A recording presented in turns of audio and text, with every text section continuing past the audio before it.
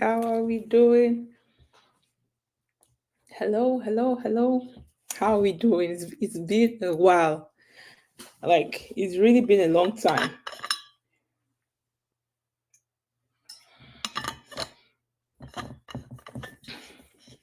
Hi, I'm so excited to be here.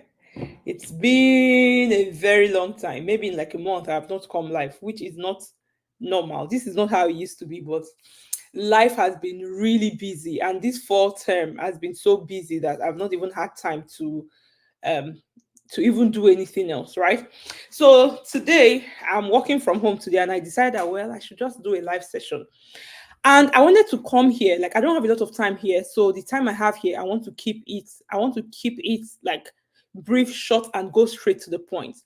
So please invite anybody that you think will benefit from this live session because today I'm going to be breaking down the update about the immigration update that was announced by the Immigration Minister of Canada on September 18th. That was last week.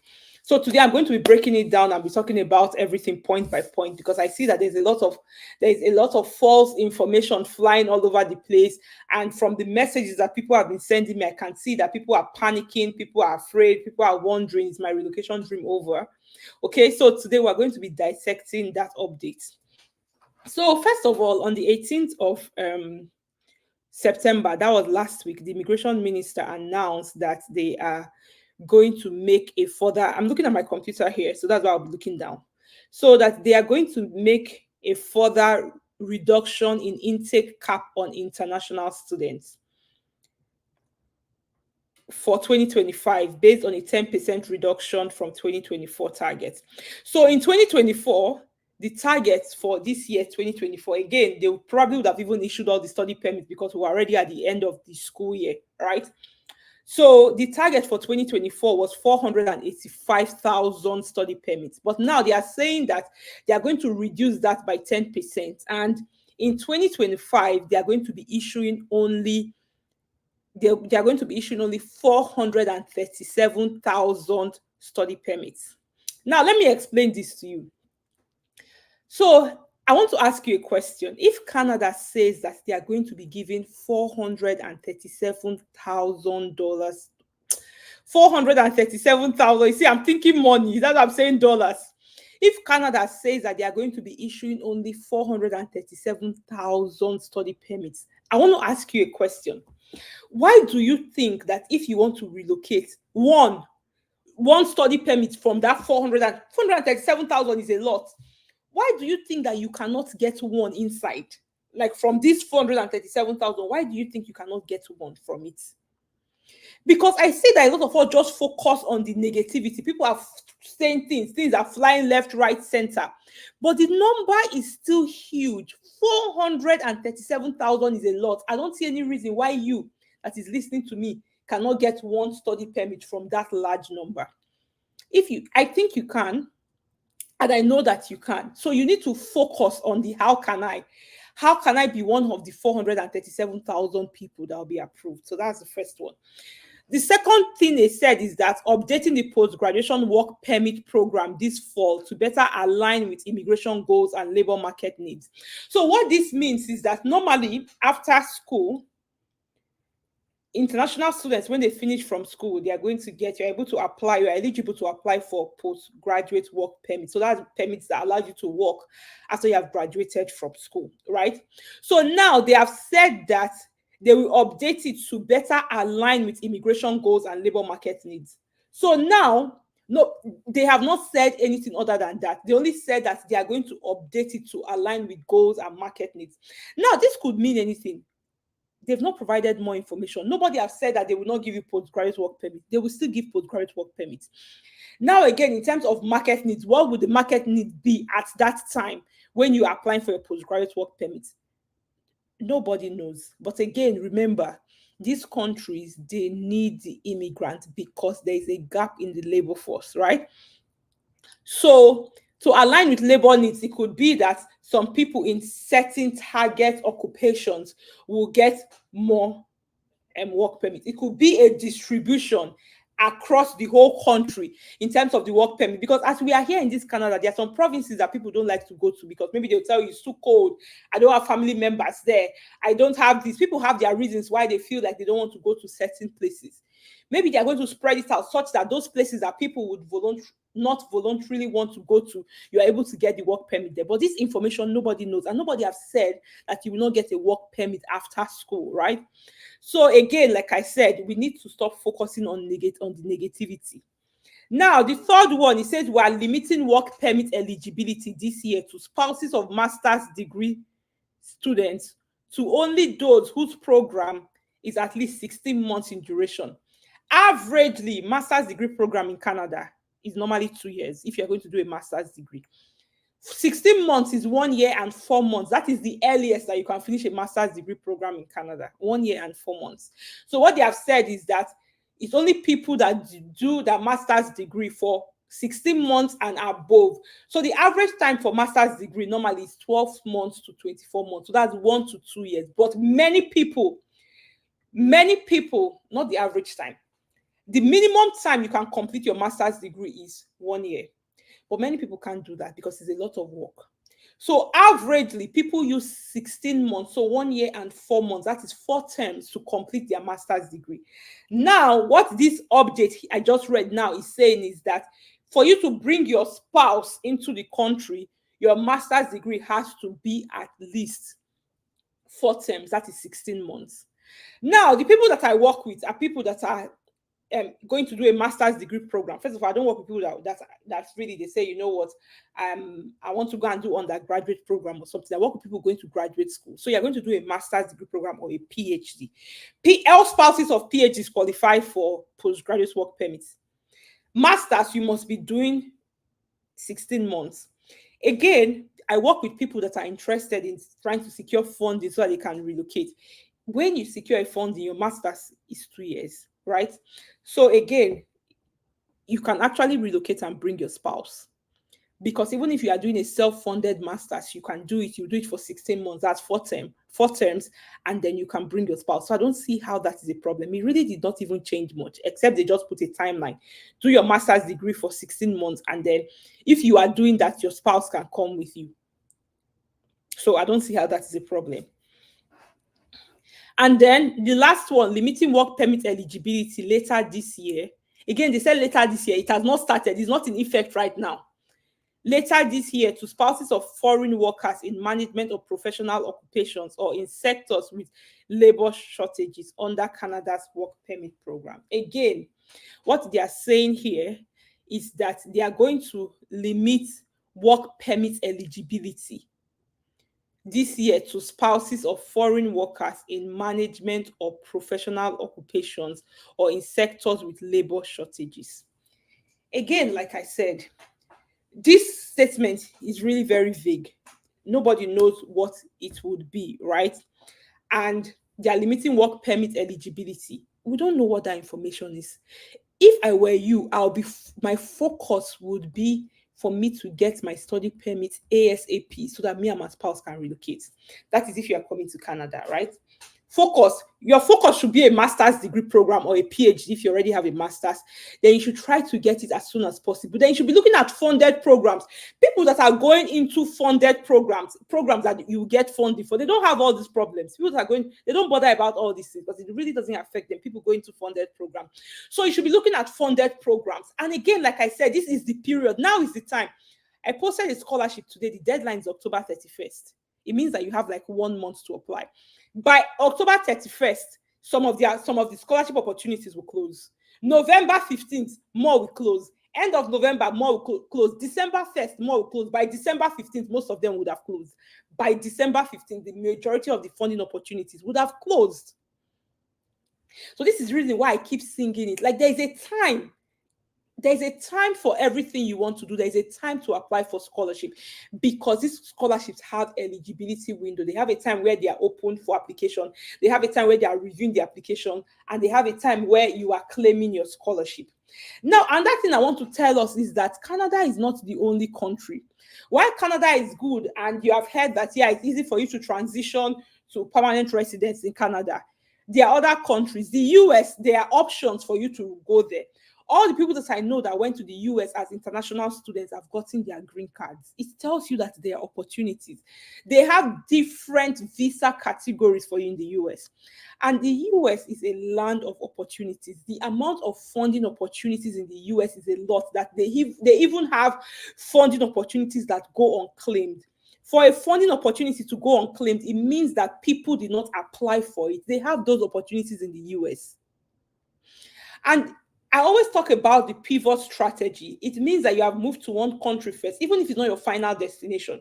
Because you have gained international value, you can easily move from that country where you've gone to do your master's degree or a PhD or whatever you're going to do there, your program that you're going to do there. It now makes it easier for you to move from that location to another place. Why? Because you have built international value. So now I've explained what this immigration, what the new update said. I have talked about funding opportunities, and I've told you that now is the time for you to go and apply. Go to the school website. The steps to apply for scholarship is very simple. Like, the steps is simple. Easy steps. Do this, do that, do this, do that. But it's just that within those steps, it's things that you need to do. That is where the challenge is. Many of you don't do. Somebody even asked me the other day that, Dr. Zeno, please tell me the truth. Do scholarships really exist? And once the person asked me that question, I'm like, wow, it means that I'm not even saying this. It's not that I feel like I sound like a broken record, but I'm not even saying this thing enough, because if people are still asking me if scholarships really exist, it means that I'm not saying it enough. Because these opportunities are there in front of you every day. People are getting these opportunities. And if you want to relocate, you have two options, especially if you want to relocate via the study pathway, which is the easiest and fastest way to relocate abroad. You have two options. You either pay for your studies, or you have somebody else pay for your studies while you relocate. So those are your two options. So if you have the money to pay for your studies, good and fine, please. Nobody's going to tell you how you spend your money. Pay for your studies. But if you know that you don't have the money to pay for your studies, it's not the end of your relocation journey. Many years ago, in 2017, I did not have the money to pay for studies. But I am here sitting today as a Canadian citizen. How? Somebody else paid for my studies, and it's not my family member or my sibling or my parents or anybody. No, I got a scholarship provided by the institution I was going to, which is the University of Waterloo. And this is how so many other people have relocated. You people saw me go pick Mercy at the airport in the US. She is also on a fully funded scholarship by the school, and she also gets monthly stipends. So many people have relocated like that. So not having money, really. In fact, it is only the study pathway that you can relocate without using your own money. That you relocate abroad using another person's money, and they approve your visa knowing that you are going to use somebody else's money. It's only the study pathway that you can do that. No other relocation pathway would allow you to do that. No other one. But it's only the study pathway that will allow you to use other people's money. I need to take advantage of these opportunities. Like, I call it leverage. Leverage on the opportunities that are in front of you. And let me tell you something about skills. I talked about it yesterday when I made a post showing the people that I have met in person, people I've worked with that have relocated, that I've met in person. I talked about it the other, and I was saying that the beauty of knowledge is that it is for you. Knowledge doesn't finish. It doesn't finish. You can use if I fill my bottle with water and I drink, at some point, this water is going to finish. It will be empty. I have to refill it, or I will stay thirsty, or I have to refill it with water. Now, if I have knowledge, I will use the knowledge. It will stay with me. I'll use it for myself. I'll get the results that I want. I still have the knowledge. I'll use it to help the next person. That person will get the results they want. I still have the knowledge. I'll use it to help the third person. The person will get the result. I still have the knowledge. So it keeps giving. Investing in yourself is a gift that keeps giving. It doesn't finish when you get knowledge. You cannot overuse it.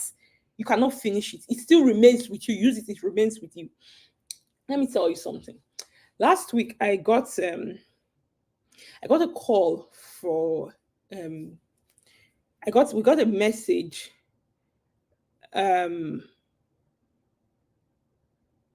Oh, okay.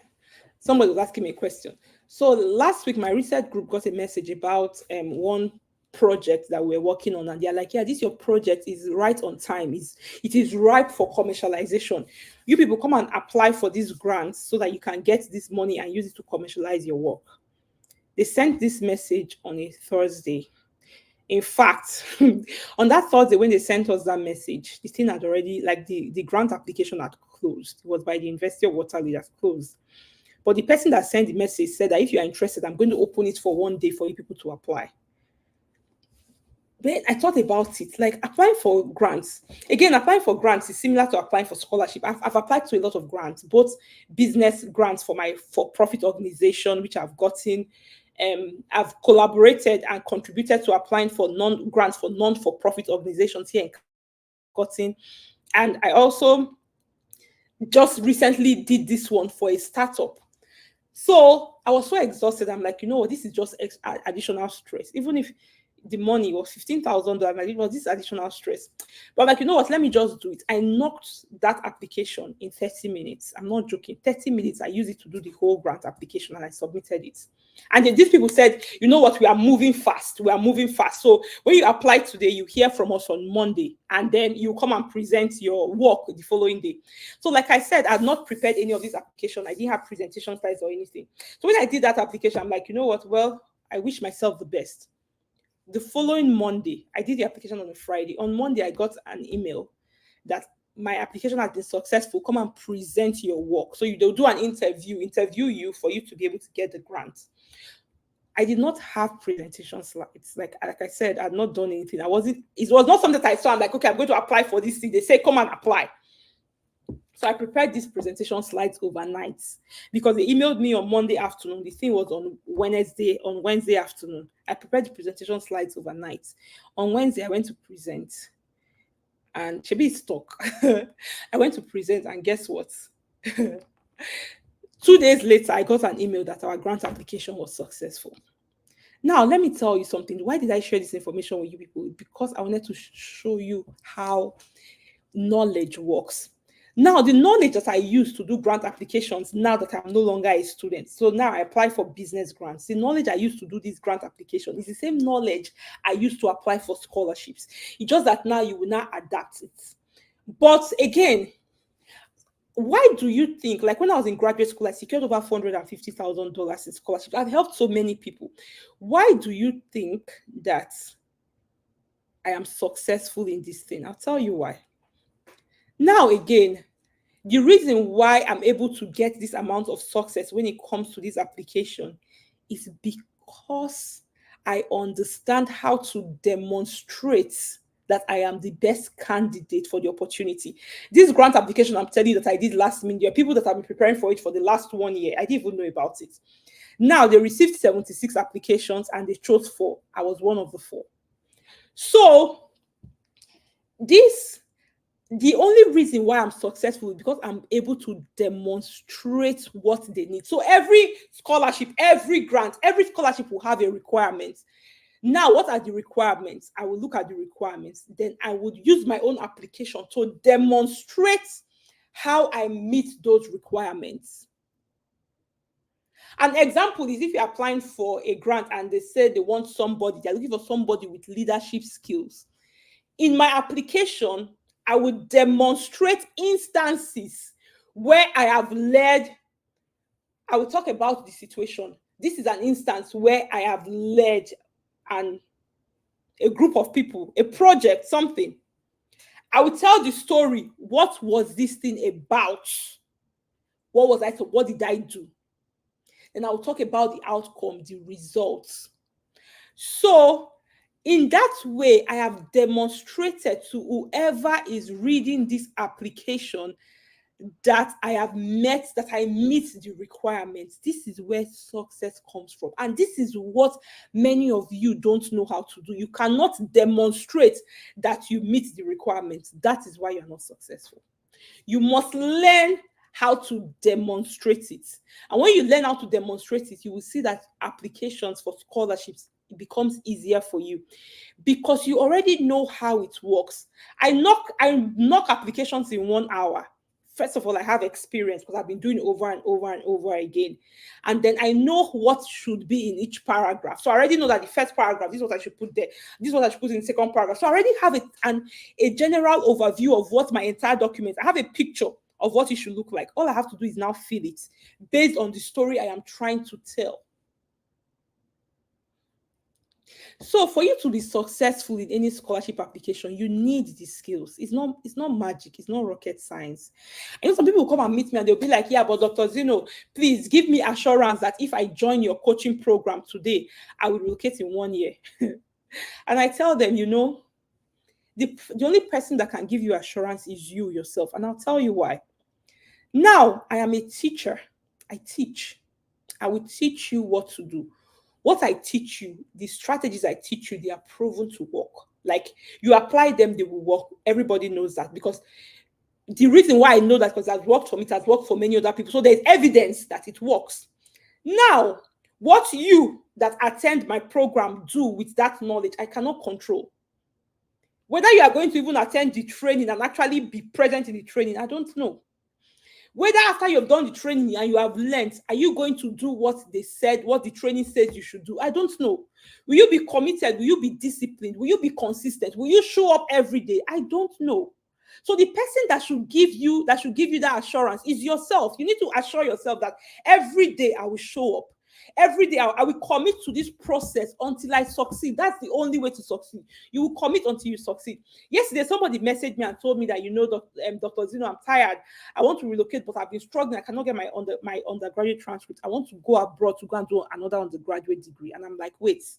So because you cannot get your transcript, you want to spend another 4 years of your life paying thousands of dollars in tuition to go and do an undergraduate degree. I told the person, no. Go and get that transcript. Except they have told you that your transcript does not exist, that something happened to your admission. But if that transcript exists somewhere, go and get it. This person sent me this thing yesterday, and I sent the person back yesterday. The same yesterday, I sent the person back to go and get the transcript. Guess what? The person sent me a message today that, wow, doctor, you will not believe, I have my transcript in my hands. It's unbelievable. Do you know that this person was just about to give up yesterday? And if the person had given up, it would have changed the trajectory of the person's whole life. Imagine going back to school again for 4 years, not because you want to go, not because you feel like you want to go get another degree, but because of condition that you cannot get your transcript. It would have changed the trajectory of the person's whole life. And this is why sometimes I tell us that, the assurance you need, you need to stand in the gap for yourself and assure yourself and promise yourself to do the things that you have to do. I can't. It's just like you go to school. Many of us went to university. When you went to university, your lecturer, your professor, the university, they will do their part, which is to teach you. They will teach you. It is not left for you to read your books, do your homework, study hard, show up for your exam, for you to pass the course and to graduate. Nobody's going to come to your hostel to drag you and say, today's the exam day, come and write your exam. If you don't show up, you don't show up. It's your business. But the university has done their part. You paid school fees. They have taught you. You have your own part to play. And this is where many of us forget. You have your own part to play. You must play your part. So for coaching to work, or any mentorship to work, the mentor has a part to play. You, the mentee, you have a part to play. When both of you play your parts together, you will achieve success. But if I play my part and you are here doing nothing, nothing will happen. Really, nothing will happen. If you have learned something and you don't apply the knowledge that you have learned, you are not better than the person that doesn't have the knowledge. You people are on the same level because you have the knowledge, but you did not do anything with the knowledge. So you and the person that don't have knowledge, you people are at par. You are at the same level. So I want to encourage us. This is scholarship application season. If you know that you want to relocate abroad within the next 12 months, and this is why I can tell you that if you start now, you can relocate abroad within the next 12 months. The reason why I can boldly say that is because the scholarships are currently open. So it means that if you start now, you have the opportunity to apply for the opportunities that are open, so that by Q1 next year, between February and April, you will get updates back from your application to tell you that you are successful. But by the time you've decided that you should start in February, by then all the opportunities, most of the funding opportunities for 2025 would have closed. you'll be looking at 2026. So if you know that you want to relocate in 2025, all the scholarship opportunities are currently open. So now is the time that you want to apply. Again, they have deadlines. Don't come after it had closed. It's not village people, it's you that did yourself. They have deadlines. So now is the time for you to apply. If you have questions, if you're watching us on Instagram, put your questions in the question mark. If you're watching us on Facebook or YouTube, put your questions in the comments. So just to recap before we go to questions, we started this live session by talking about explaining the update by the immigration minister. We said last week there was an update to study permits and spousal open work permits last week, and I talked about it. They reduced the number from 450 something thousand to 430 something thousand. I've said is that I don't see why you cannot be one of 437,000. That's a lot. You can be. If I want to study by fall 2025, where can I apply for scholarship? All the scholarships, this is what I just said. All the scholarships are currently open. Some will close on 31st of October. Some will close middle November. Some will close end of November. Some will close December 1st. So if you are looking at fall 2025, now is the time for you to apply for scholarship. Okay, how can one apply for scholarship? The steps are simple. You first of all need to go and find the scholarship opportunity. If you don't know how to find a scholarship opportunity, like I said, come and sign up for my coaching and mentorship program. Send me a message after now. After you find the scholarship opportunity, you need to read the requirements for you to understand what it says, right? So you go through the requirements, you read it, understand to check your eligibility. Again, if you don't know how to do that, come and sign up for my coaching and mentorship program. We'll teach you how to do all of these things and we'll do it with you. Then you now need to prepare your application. So they are going to, when you check that you meet the minimum requirements, then you prepare your application because they are going to ask you for something like fill the application form, give us your academic CV, submit your statement of purpose, your reference letter. So all of these things that they'll tell you to submit, you have to prepare these documents so that you attach it with your application. So things like statement of purpose, CV, reference letter, some of them will even tell you to find a supervisor who is going to supervise you first before you can apply. All of these things, you will learn it in the Study Abroad Coaching and Mentorship Program. We don't even only teach you how to apply, how to prepare these documents. We would also give you templates. Like I said, the only reason why I am successful, I'm able to do an application in 30 minutes is because I already have a template. So I know what I should put in each paragraph. That's how we do our templates. It's not, we don't do fill in the blanks. With the kind of the way we do templating, it helps you to think of what to write so that when something changes in the next application, you know how to handle it. So we'll give you templates, we'll give you samples. You know, if you don't know what works, there's nothing for you to compare your own against, right? So we'll give you samples of successful applicants, including my own application. Samples so that you know that, okay, this is what I've written, or this is what good looks like. Let me see. The people that have succeeded, this is their own. Okay, let me compare. Does my own even look close like their own for you to see how well you have written your own? So we give you that sample. And it's not any sample, because if you go on the internet and go and Google statement of purpose for accounting, you will see samples there. But how do you know that this sample works? Everybody is copying that sample. How do you even know that the person that used that sample works? How do you even know the person that used the sample, that wrote that sample, has a brain? How do you know? So you cannot just go and copy any sample. But we give you samples from real people that they've used to succeed. Now, that's by the way. Then we'll also review your documents. So imagine that you have prepared it. You have expert review. We'll review it and tell you that, okay, improve here, improve there, do this, do that. This is how you need to get your document to 100% before you submit it. So then you put your application documents together and then you submit your application. Like I said, the steps to apply for scholarships are easy, but it's the things that you need to do within each step. That's where many of you struggle. Many of you cannot demonstrate that you are a good fit for the opportunity. That's why you're not getting it. And these are the things that you will learn in the coaching. Imagine me and other coaches teaching you. I don't even see how, as long as you do the work consistently, I don't see how you will not succeed. And now we already have a list of schools. Like there was a day, let me tell you something else. Success leaves clues. So these days, because I have a list of people, so many of my people are now in different countries, different schools. Sometimes when somebody comes to say, oh, Dr. Zino, this is my situation and I want to apply to this course, because I have somebody that have been in similar situation and got that kind of funding, especially in that course you're looking for, I just say you apply to this school. There's somebody that worked with us and she wanted to do a master's in project management. And somebody that have worked with me got a master's in project management to one school in the US. I told her, apply to this school. She applied to that school. 1 month later, she got admission with her funding. So again, the only reason why I can do this because I've worked with so many people and I've seen their offers. I know their profiles. So right now I'm able to match profile with school. I'm able to match profile with opportunity.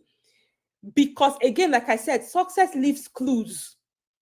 So it's easy for me to match it because I've seen that, okay, this person, your profile is like this person's profile that went to this university. Oh yes, University of Alberta, go and apply there. Because I now know. So these are some of the insights that you get. And there are some tips and insights you get only from experience. And you cannot experience everything yourself. So we have a shared community experience. We have a community experience because we are now so many. So our experience is now broader, larger, stronger. Okay? So yeah, those are the steps to apply for scholarship. That's what you need to do if you want to secure a scholarship. But like I said, you want to secure a scholarship so you can relocate in 2025. Start now. All the opportunities are currently open. So this is the time that you want to apply. Okay. Applied for MSc nursing pre-registration in the UK. And I've been invited for an interview. Oh, I applied for MSc nursing pre-registration in the UK after attending your masterclass, and I've been invited for an interview. Yay, congratulations. I'm very optimistic and it's going to be positive. Thanks for your guidance. Thank you for letting me know, Angela Lapasi. I know Angela. Angela, send us a message. Let's work with you to prepare for this interview because you have to nail it. Please, how do you identify schools with funding? This is a very good question. And sometimes I've posted lists of schools with funding in the US before. I've posted lists of schools with funding in Canada. If people be paying attention to my post, don't just scroll. Social media is not only for entertainment. You use it to educate yourself. Anyways, the easiest way for you to find schools that have funding is to go to the school's websites and check their list of funding opportunities. So if you're looking for like full funding, for example, just forget colleges in Canada. All these colleges, Conestoga College, Lambton College, Fanshawe College, any school that has college attached to it in Canada does not have funding. So first of all, you need to do elimination, eliminate all those schools. Now, are these schools bad? They are not bad schools. So if you have money, by all means, you can go there and pay and go to the schools. They are good schools. It's just that if you don't have money, they don't need to apply to those schools because they don't have scholarship. A school cannot give you what they don't have. So if they don't have scholarship, even if you get the admission and you tell them, oh, I cannot claim the admission because I don't have money, there's nothing they can do. You will just lose the admission. It means that you have wasted your time. You don't want to waste your time. So except you have money to pay, don't apply to those schools because they will not give you funding. If you're applying to Canada, you want to be looking at universities, right? Then you're looking at universities that have research programs and courses that have research components. Those are the schools in Canada. In the US, you can get funding for both course-based and research-based masters. You are looking for certain keywords when you go to the website. I shared this before too. It's not everywhere. It's not everywhere that you see scholarship. Many of you, the reason why you're not finding because you're looking for the word scholarship. Some schools will call it scholarship, but many of them don't. In some websites, when you go to the websites, in some schools, you will see funding. You will see tuition waiver. You will see fellowship. You will see assistantship, maybe graduate assistantship, teaching assistantship, research assistantship. These are the keywords when you are browsing the website of the university. That is where you will find these funding opportunities. That is how to find it. But you need to invest time. Like I said, in this relocation journey, there's this investment. You're either investing your money to learn from somebody that can show you do this and do that and do that, like when you come to my coaching program, or you invest your time doing the research yourself. Sometimes it may take you like 3 years to do the research yourself before you now apply and get feedback. So it may take you like 4 to 5 years if you are doing it yourself. If you are fast, your research may not take you like, especially for those that know what they are doing, it may not take you 3 years, but then it takes time. So you can either sit down, invest in data, look for this information, and again, you need to make sure that you are looking at the reliable sources of information because not every information on the internet is reliable. Yeah, somebody said financial aid. Yes, thank you, Motara. Financial aid is one too. These are names you are looking for. So not every information on the internet is reliable, right? So you really need to settle down and look for this information. So you are either doing this research by yourself, or you are paying for a program where you get support, you get training. Somebody shows you how to do exactly what you need to do so that you can succeed fast. And if you are serious, 1 year, you're out. That's the average time that my people used to relocate. 1 year.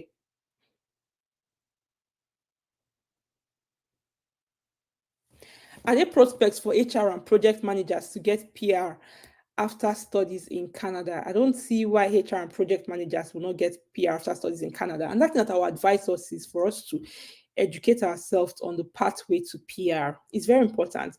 When I came to Canada as an international student, I had already mapped out my plan. I knew exactly what I needed to do for me to become PR, even before I left Nigeria. Like I knew everything that I needed to do before I left Nigeria. I'd educated myself. So you need to also educate yourself on the pathways to PR so that you can see based on your unique situation, what do you need to do?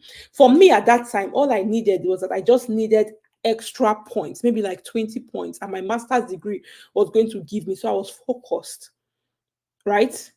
Now, between 2017, when I came to Canada, and now, a lot of things have changed. That's the truth. A lot of things have changed. There have been new policies, new programs, cancelled programs.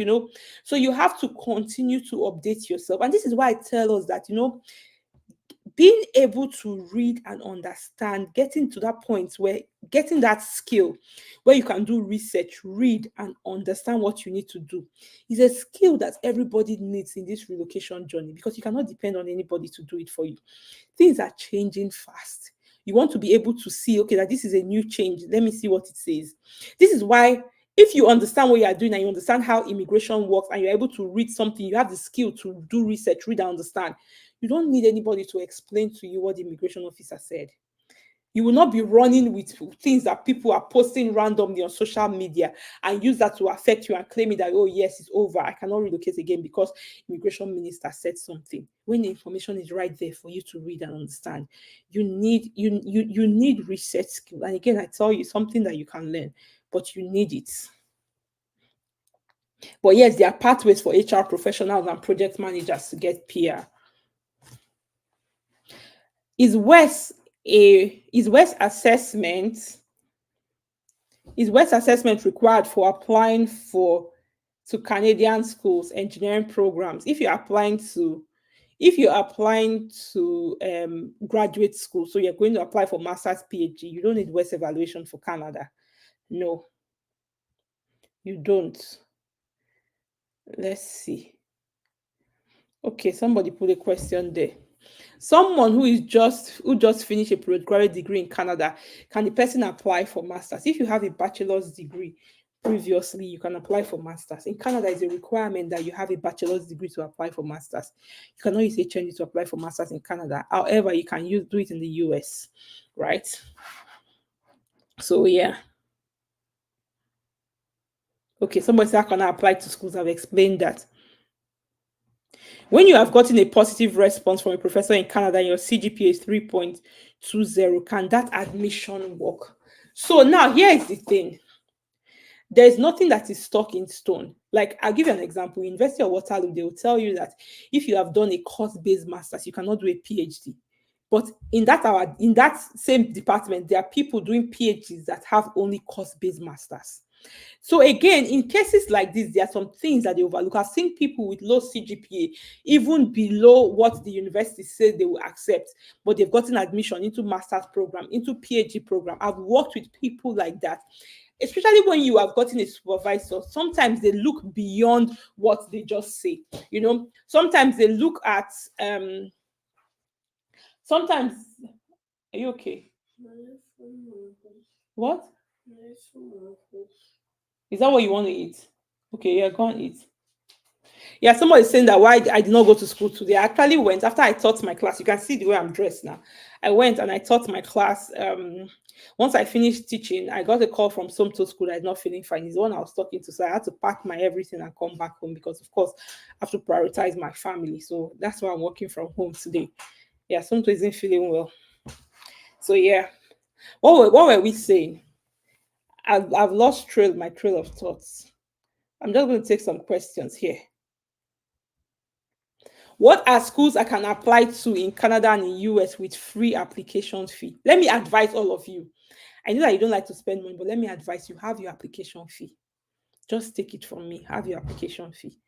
Because many of the schools, not all of them, but many of the schools that will tell you, come and apply, will give you application fee waiver. Do you know what they do? They will say, oh, I will waive application fee $100 for you. They will waive $100 for you. Many of them don't have funding. Sometimes they finish waiving application fee of $100, they'll give you admission and tell you to come and pay $15,000 in school fees. So you save $100, they give you $100, they collect $15,000 from you. The truth is that all these schools that tells you application fee waiver, for most of them, it is a marketing strategy. So even if a school is offering you application fee waiver, you need to first of all research to see, does this school have funding? Like I said, it's not every school that has funding. Not every school has funding. So if the school doesn't have funding and they give you application fee waiver, you apply and then you get the admission.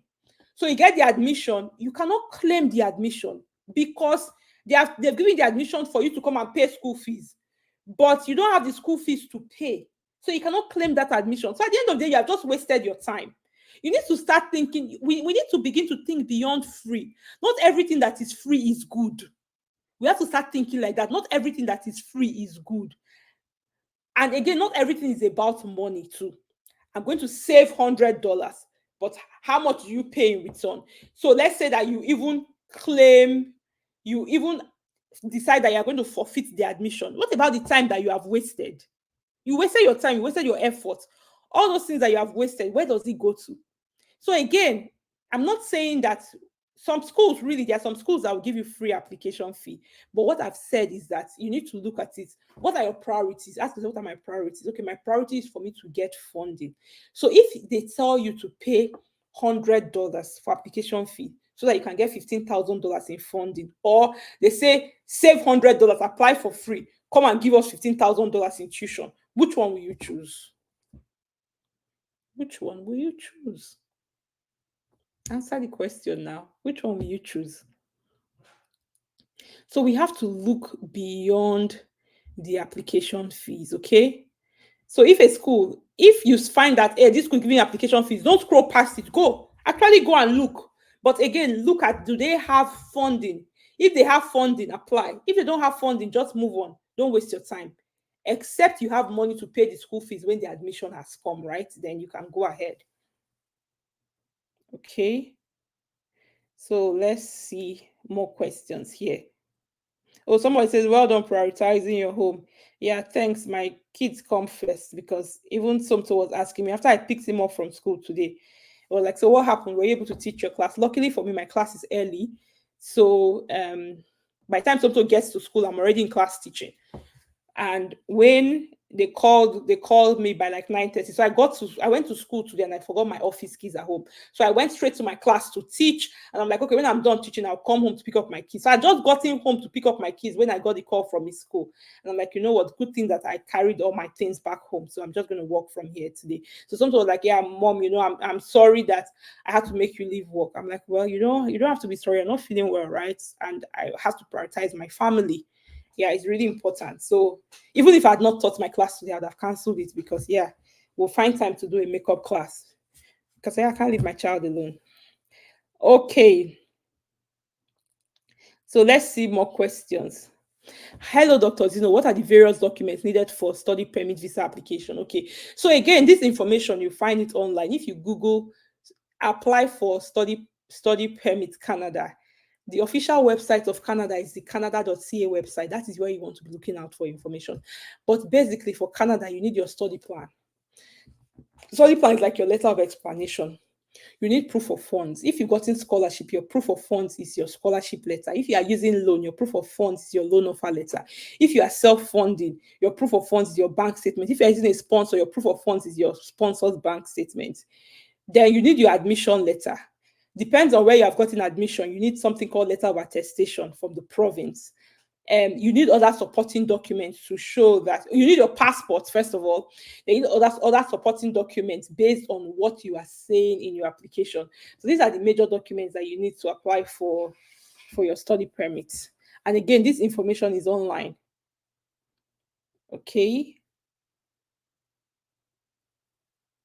So how do we convert CGPA of the last 2 years to Canada equivalency? Again, we have a CGPA calculator in the Study Abroad Masterclass. But I'm going to tell you. So in Canada, they calculate CGPA based on percentages. So they'll tell you 70% in the last 2 years of study. So if you have gotten, in Nigeria, averagely in most schools, CGPA is on a scale of 5. So it means that whatever your CGPA is over 5. But again, now what is your CGPA that you have gotten? So let's say your CGPA is 4. You got 4.0 CGPA. On what scale? On a scale of 5. You just convert that to percentage because Canada is a percentage. So you say 4.0 over 5 times 100 over times 100. That's your CGPA in percentage.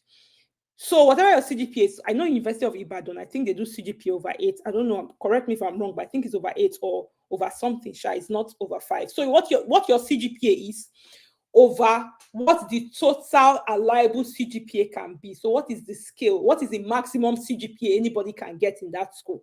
You put that under times 100. That's how you convert it to percentage.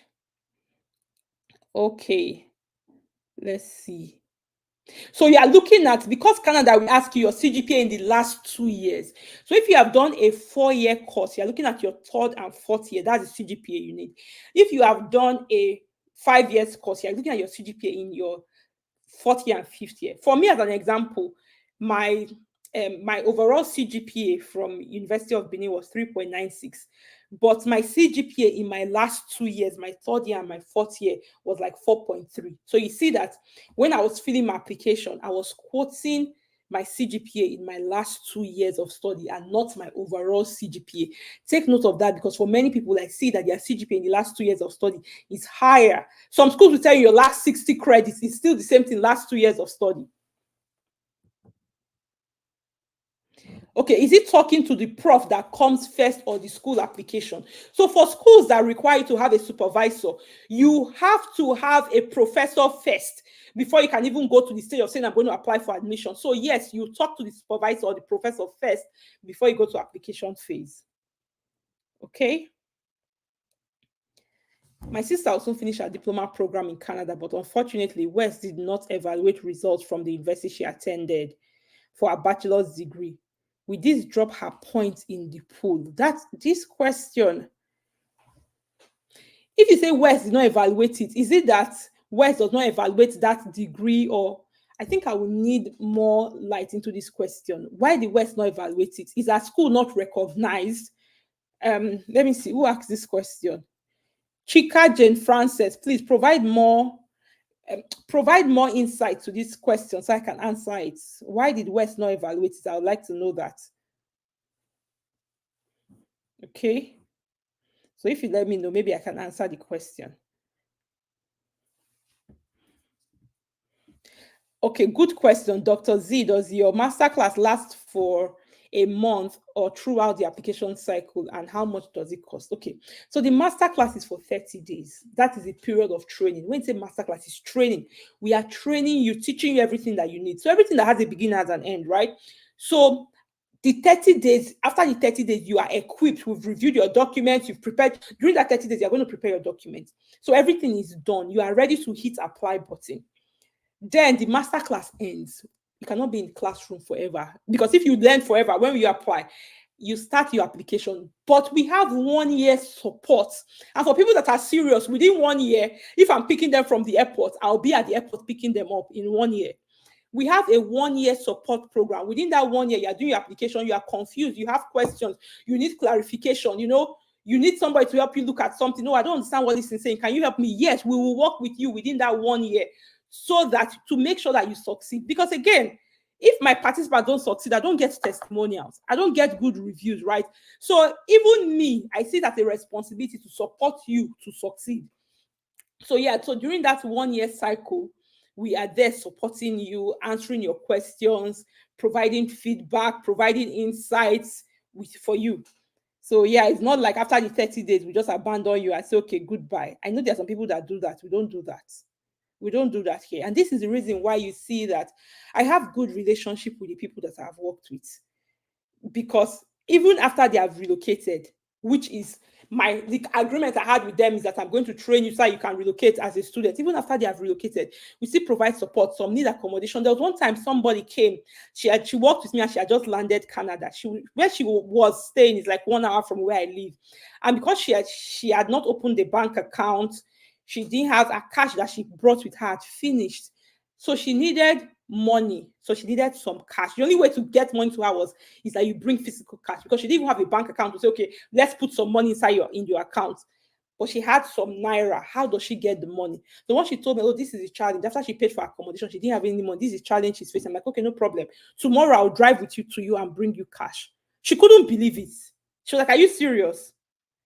I said, yes, I'll bring cash to you tomorrow, because she has this challenge, and if she does not have anybody to help her and I can step in to help her, I will help her. So again, like I said, relocation is not easy. Even people that have not worked with me that I meet in the community, some people even message me on Instagram, they didn't even work with me. Any way that I can support, I support, because when I came here, people supported me. There's something called paying it forward. Paying it forward. So in the instances where I can step in to support somebody, I will step in to support them, right? And this is what I expect everybody to do. And luckily for me, people I've worked, they are very supportive, because sometimes, like I said, we have people now in almost every major city. When any of my person is relocating and they say, oh, I'm going to this place, and I'm having challenge trying to find accommodation, or somebody that will show me around, I need support system, and I'll contact my people. I'm like, oh, we have this person coming, can you please? And of course they will agree. They will agree. So again, this is what we call community building, and this is why I take it seriously. This is why I will not abandon my people, because again, I also, somebody that I worked with, Messi, who is now in the US, I'm trying to ship some things from Lagos, and guess who I contacted? Messi. And she's going to be the one that will help me to facilitate the whole shipping process. Like I said, I may be an expert in study abroad, but you're an expert in something else. So this life, we need each other. So I'm not going to say that because I'm in Canada and because I have this knowledge and because I'm the one teaching you, then we just abandon you. Like I said, even people that did not work with me, I still provide support to them. Talk about people that work with me, especially the ones that if you are serious, I know that you're taking it seriously. Even myself, I'll be pushing you.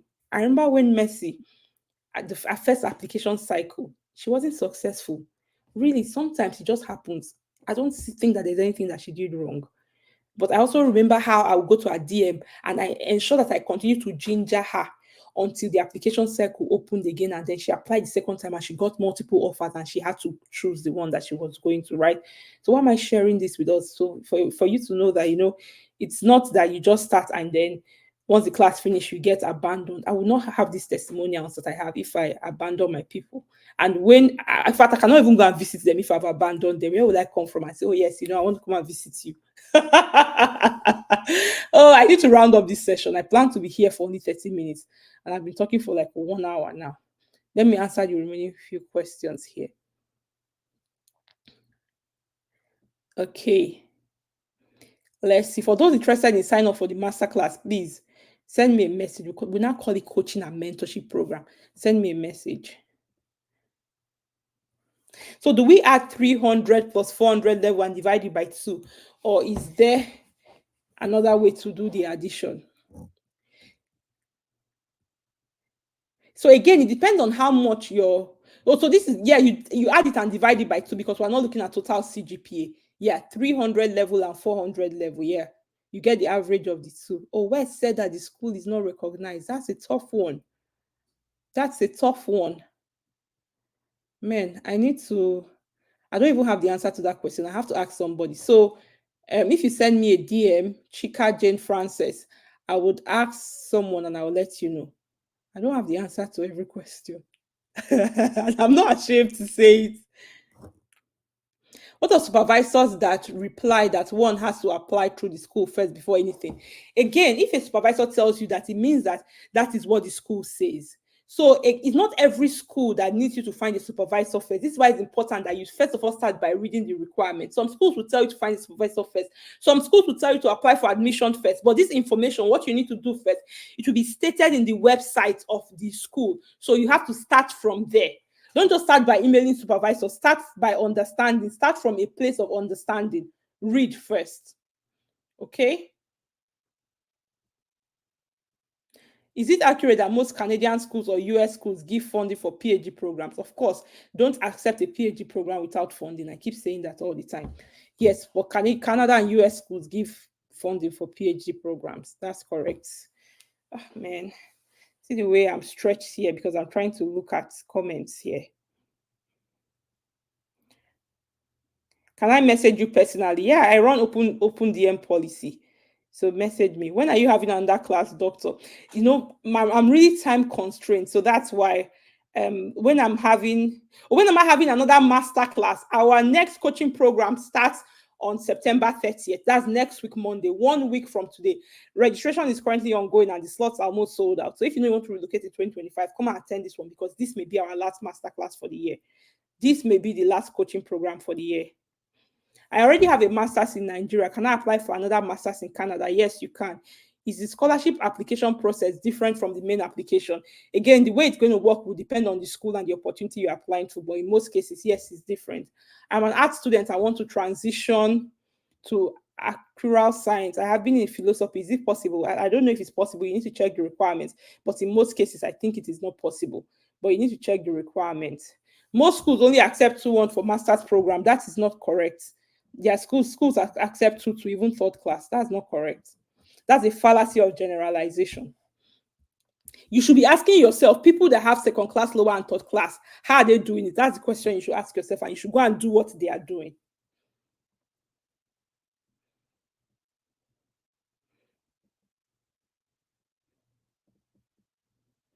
I have a master's degree in Nigeria. Can I do a PhD in Canada? Of course, you can do a PhD in Canada with your master's degree in Nigeria.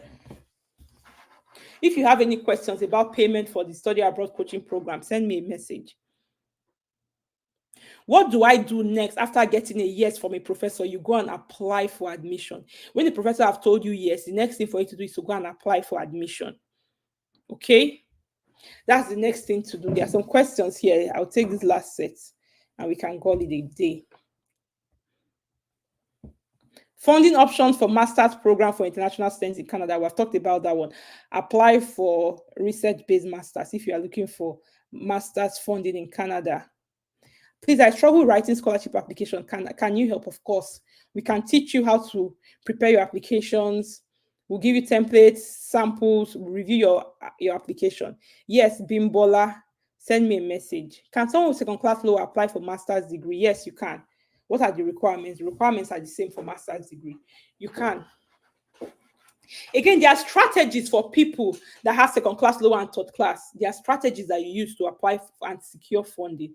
This is the reason why I tell you that, there's something called collective knowledge and learning from the experiences of others. It's not everything that you see on the website. Sometimes you learn from the experience of others. They make concessions for people. You will only learn all of these things from the experiences of others.